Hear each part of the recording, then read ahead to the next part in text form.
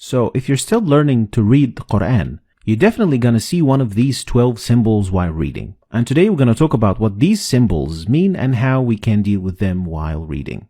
We're going to start with the first one. And it's a symbol that looks like meme.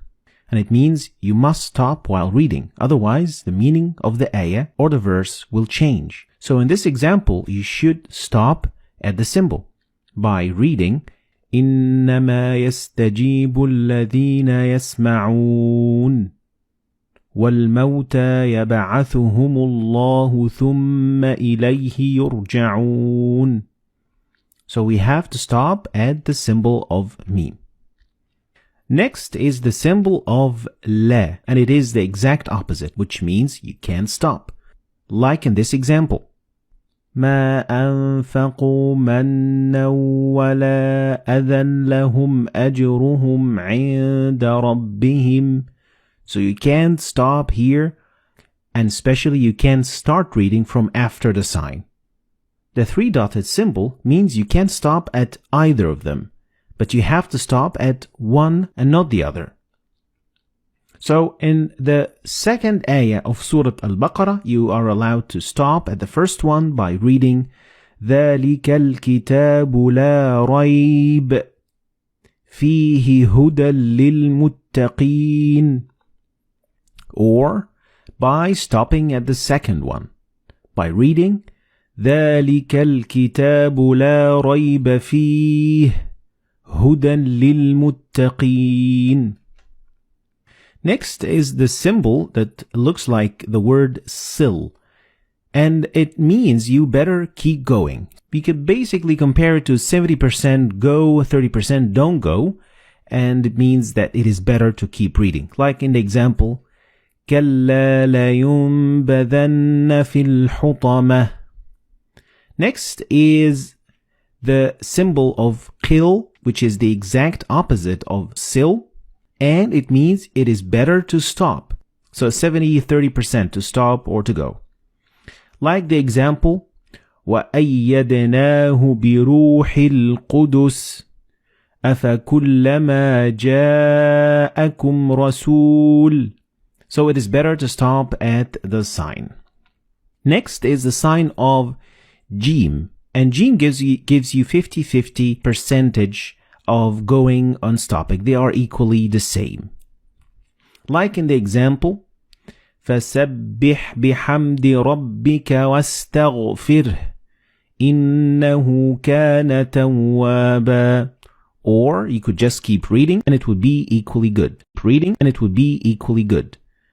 فَسَبِّحْ بِحَمْدِ رَبِّكَ وَاسْتَغْفِرْهُ إِنَّهُ كَانَ تَوَّابًا.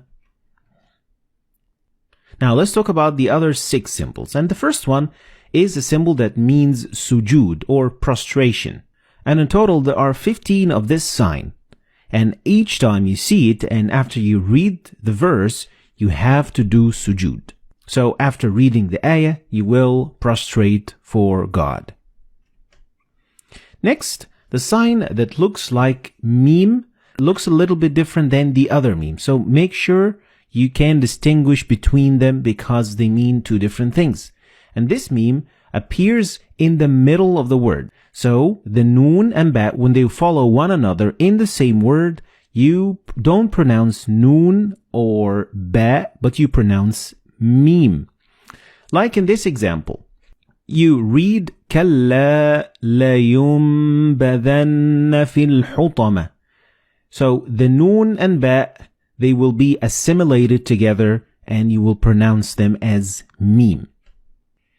Next, this small sign that looks like alif, it is actually an alif and it is found so many times and it's used so many times in the Quran, and it means that this letter contains an alif of the long vowel. So you would read ثم استوى إلى السماء فسواهن سبع سماوات.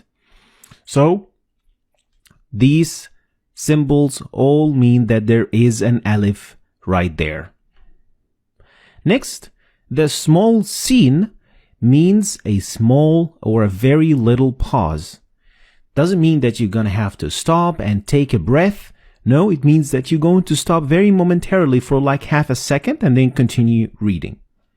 And this example shows what I'm talking about. And you should read it like that.